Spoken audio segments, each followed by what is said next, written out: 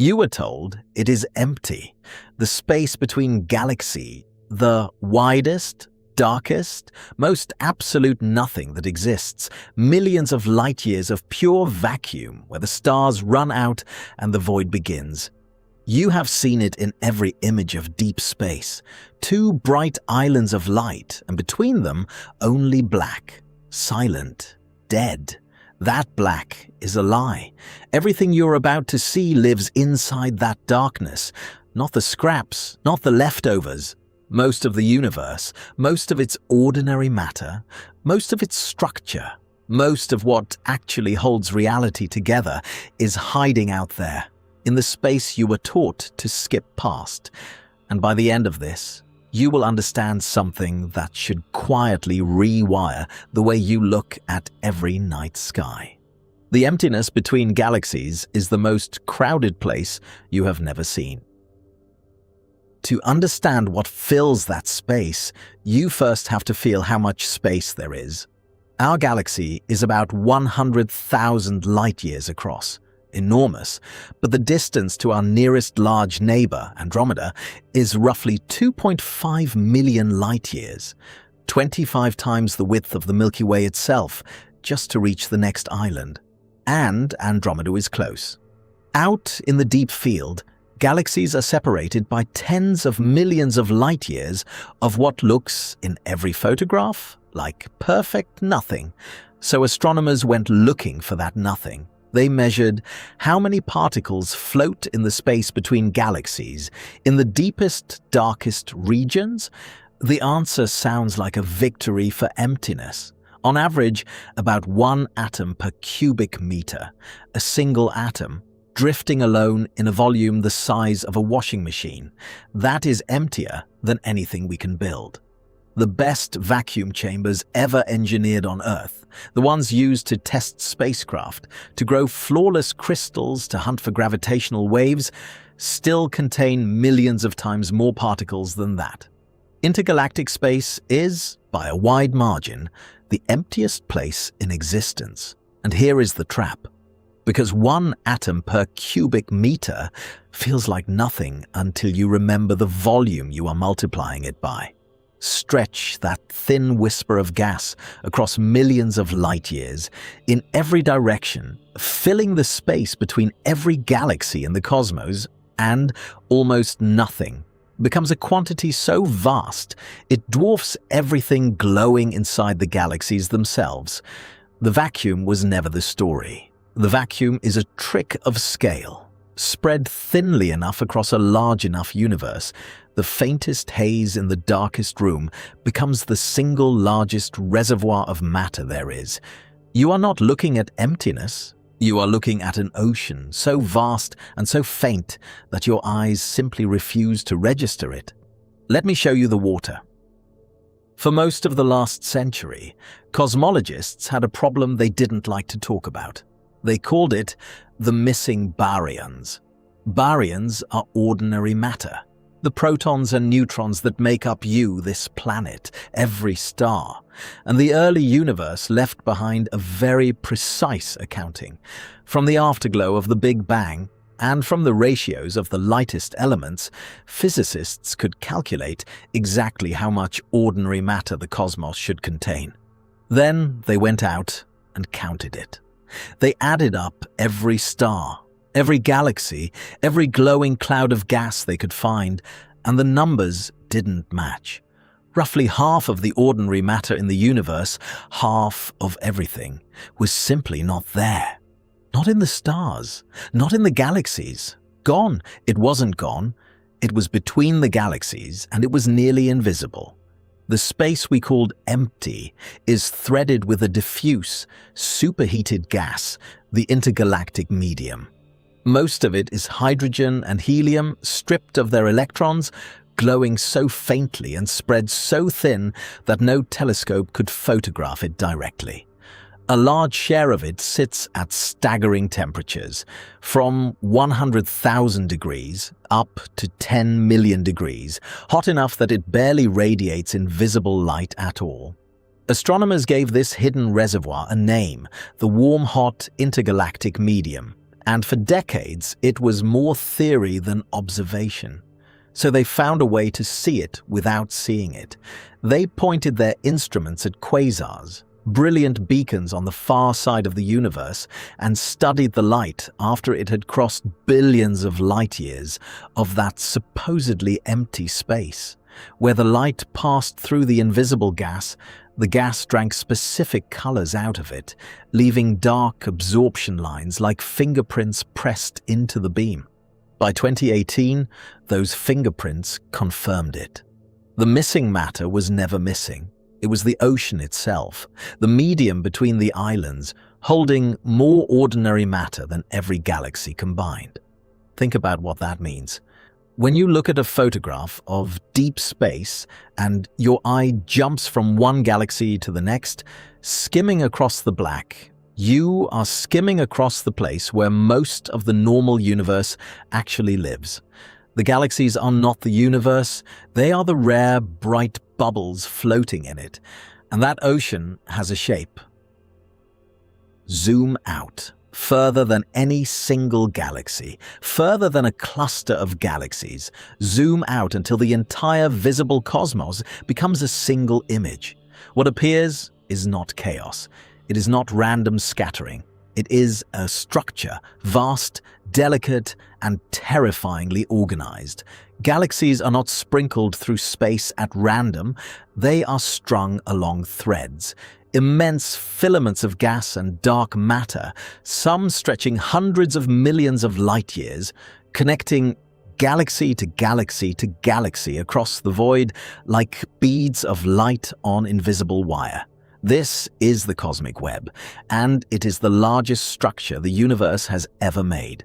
Where the filaments cross, gravity piles matter into dense knots, and that is where the great clusters of galaxies sit at the intersections, like cities at the meeting of highways. Between the threads lie the empty spaces, and running along the threads themselves is that hidden ocean of gas, funneled by gravity into rivers that feed the galaxies from the dark. Here is the part that should unsettle you. The web is mostly invisible. Its scaffolding is dark matter, a form of mass we cannot see, cannot touch, and still cannot explain. That outweighs all the ordinary matter in the universe several times over. The galaxies we admire are just the glowing decoration hanging on a frame made of something we don't understand. For a long time, this web existed only in computer simulations, beautiful predictions no one had directly confirmed. Then, astronomers found the faint glow of the filaments themselves, detected the gas flowing along them, and began mapping the threads across the sky. The prediction held.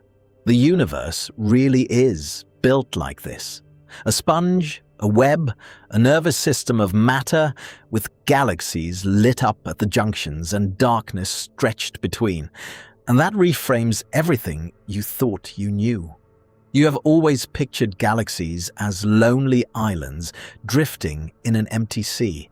They are not islands, they are knots, points where invisible threads pull tight. The Milky Way is not floating freely in the dark. It is snagged in a web that spans the observable universe, fed by rivers of gas you will never see with your own eyes. You are looking at the universe from the outside in, counting the lights and calling the rest nothing. Now flip it. The lights are the exceptions. The web is the truth. And out along those dark threads, far from any galaxy, things are moving that were never supposed to be there at all. Everything so far has been gas, structure, scale. Now we find the individual things adrift in the intergalactic dark, and this is where the wonder starts to turn cold. Start with the stars that don't belong to anyone. When galaxies collide, and they do, constantly across cosmic time, the violence tears stars loose. Gravity flings them out of their homes and into the space between, where they drift alone, no longer part of any galaxy.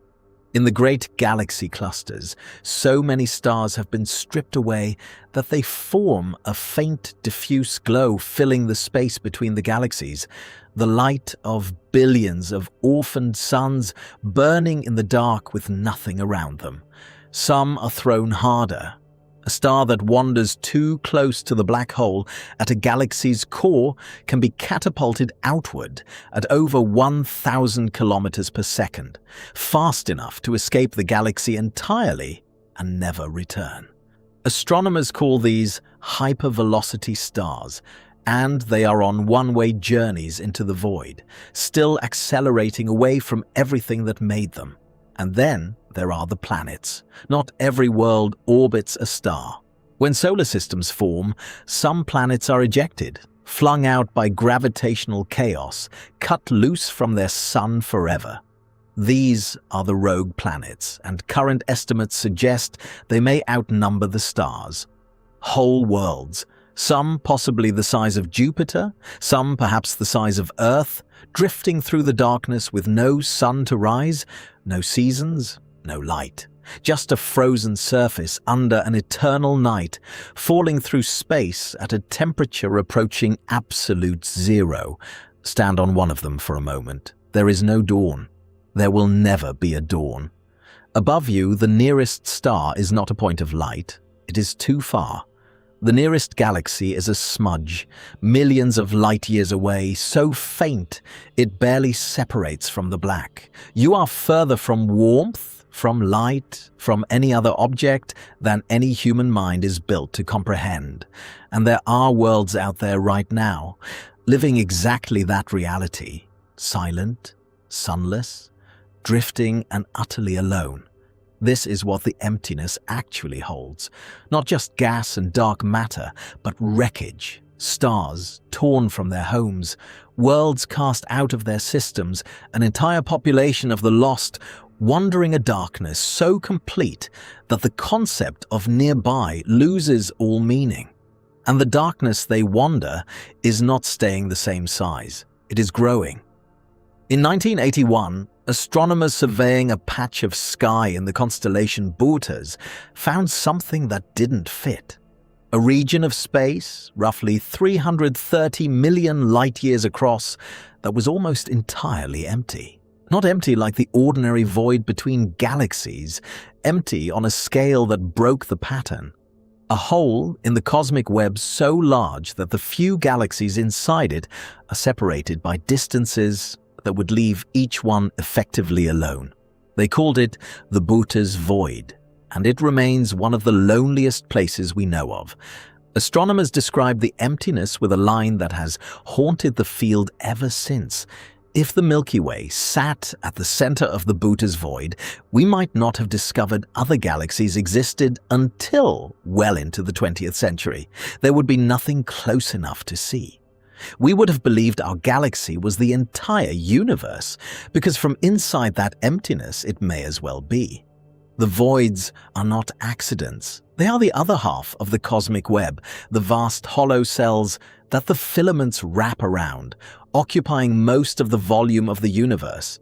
If the web is the skeleton, the voids are the spaces inside the bone, and they are enormous. Most of the cosmos, by sheer volume, is void, but here is the part that turns the whole picture from wonder into something heavier. Those voids are expanding, every one of them. The universe is not just big, it is stretching, and the stretching is speeding up, driven by a force we named dark energy and still do not understand. Space itself is growing between the galaxies, pushing the islands of light further and further apart with every passing moment. For now, gravity holds our small neighborhood together. The Milky Way, Andromeda, and a few dozen smaller galaxies are bound tightly enough to resist the pull. But everything beyond our local group is receding and accelerating. Slowly, over billions of years, the distant galaxies are drifting towards the horizon of what we can even see. The space between galaxies, it turns out, is not a fixed stage on which the cosmos plays out. It is an active force. It is winning. And if you follow that trend forward, far enough into the future, you arrive at an ending that is genuinely difficult to sit with. Run the clock forward, not thousands of years, not millions, billions upon billions. The expansion never stops. It accelerates. One by one, the distant galaxies are carried away faster than their light can reach us, pushed beyond the cosmic horizon, the boundary past which nothing can ever return a signal. They do not explode. They do not die. They simply slip over the edge of the observable and are gone, as if they were never there. Eventually, everything outside our own gravitationally bound group crosses that line. The cosmic web, the great glowing skeleton of the universe, recedes into an unreachable distance and fades from view entirely. The rivers of gas thin out. The filaments stretch until they snap. The structure that took the entire age of the universe to build is pulled apart by the very space it was hanging in. And then imagine an astronomer in that unthinkably distant future looking up. They would see stars, they would see their own galaxy, and beyond it, nothing. No other galaxies, no web, no evidence anywhere in the visible sky that the universe was ever anything more than one lonely island of light surrounded by infinite black. The truth we spent centuries uncovering, that we live in a cosmos of countless galaxies threaded together across a hidden ocean, would be permanently erased. Not hidden, erased, undetectable, unrecoverable. That is what the space between galaxies is doing. It is not empty. It never was. It holds the ocean of ordinary matter, the invisible web that structures reality, the wreckage of torn-apart worlds, and it holds the force that is quietly dismantling all of it, carrying the universe apart into isolated, silent fragments that will one day forget the rest ever existed. You were told the space between galaxies was nothing. It is the largest thing there is. It holds most of the matter, most of the structure, and the final fate of everything. And the reason it looks like emptiness is not that nothing is there. It is that everything important is too vast, too faint, and too far for your eyes to hold all at once.